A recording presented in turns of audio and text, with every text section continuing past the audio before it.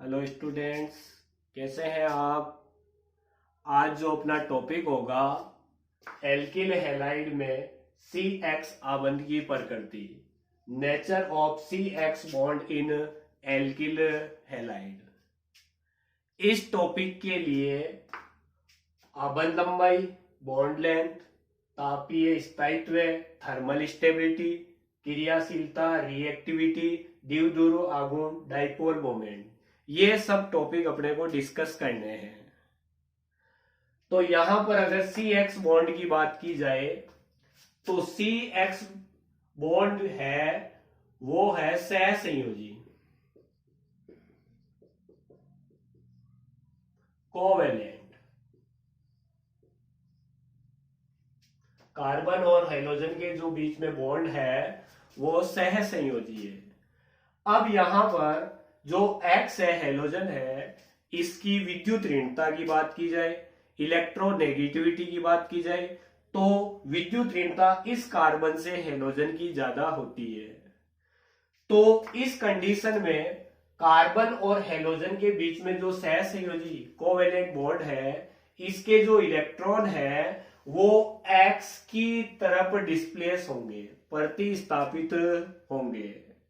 इस कंडीशन के अंदर एक्स हेलोजन का इलेक्ट्रॉन घनत्व, इलेक्ट्रॉन डेंसिटी है, वो इंक्रीज हो जाती है और कार्बन की इलेक्ट्रॉन डेंसिटी, इलेक्ट्रॉन घनत्व है, वो डिक्रीज हो जाता है।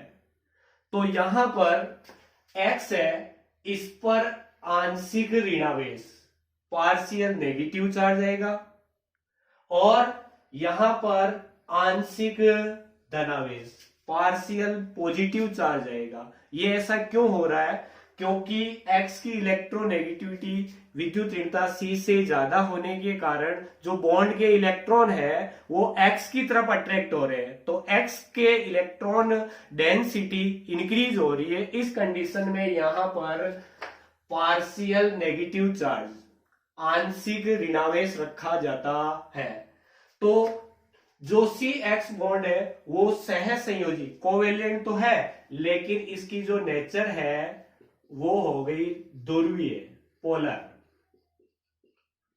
पोलर तो ये पोलर नेचर क्यों आ रही है? क्योंकि कार्बन और हेलोजन की विद्युत ऋणता, इलेक्ट्रोनेगेटिविटी में डिफरेंस होता है।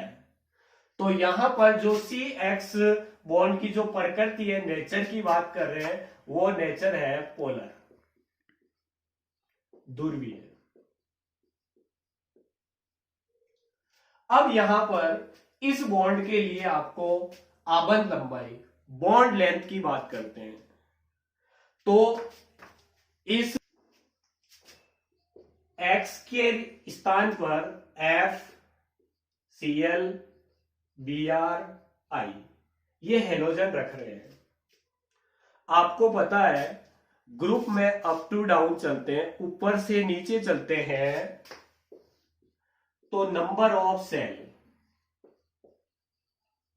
कोषों की संख्या बढ़ती है, कोषों की संख्या बढ़ती है। इस कंडीशन के अंदर जो एटॉमिक रेडियस है, एटॉमिक रेडियस, परमाणु त्रिज्या की बात की जाए तो वो भी इंक्रीज होती है, क्योंकि नंबर ऑफ सेल इंक्रीज हो रहे हैं तो एटॉमिक रेडियस भी इंक्रीज होगी। और एटॉमिक रेडियस यदि इंक्रीज हो रही है, इसका मतलब बॉन्ड लेंथ भी इंक्रीज हो रही है, बढ़ रही है। तो यहां सी एक्स की जगह आप एफ रख रहे हो, C L, C B R और सी आई।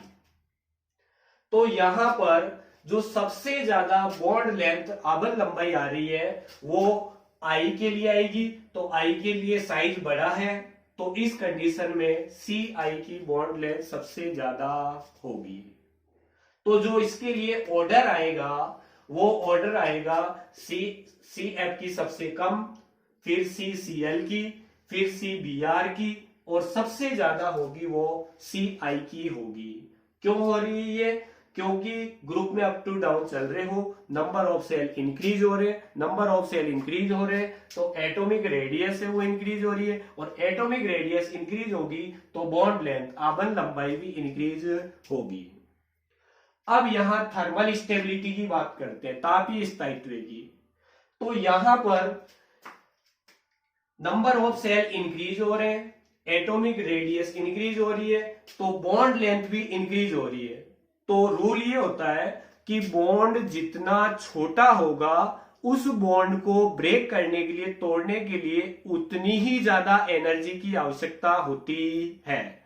तो सबसे जो छोटा बॉन्ड है जिसकी सबसे कम लेंथ है वो है CF, फिर CCl, CBr और CI। तो यहां पर जो CF है ये बॉन्ड लेंथ सबसे कम है, तो इस बॉन्ड को ब्रेक करने के लिए एनर्जी उतनी ही ज्यादा चाहिए। तो जो थर्मल स्टेबिलिटी है वो सबसे ज्यादा होती है CF, फिर CCl, फिर CBr और फिर CI। नेक्स्ट रिएक्टिविटी की यदि बात की जाए तो यहां पर रिएक्टिविटी के लिए आपको क्या करना है, ये भी डिपेंड करती है बॉन्ड लेंथ पे। बॉन्ड जितना ज्यादा होगा, जितना बड़ा होगा, उस बॉन्ड को ब्रेक करने के लिए अपने को एनर्जी उतनी ही कम चाहिए, क्योंकि वो इजी वे ब्रेक हो जाएगा। तो यहां पर CF, CCl, CBr, CI, यहां पर बॉन्ड लेंथ है वो CI की सबसे ज्यादा है, सबसे ज्यादा। तो इस बॉन्ड को ब्रेक करने के लिए एनर्जी सबसे कम चाहिए, तो ये बॉन्ड आसानी से ब्रेक हो जाएगा। तो यहां पर जो रिएक्टिविटी है वो सबसे ज्यादा होगी CI की और सबसे कम होगी CF की। ये ऑर्डर अपने को लिखना है। अब बात की जाए द्विध्रुव आघूर्ण, डाइपोल मोमेंट की।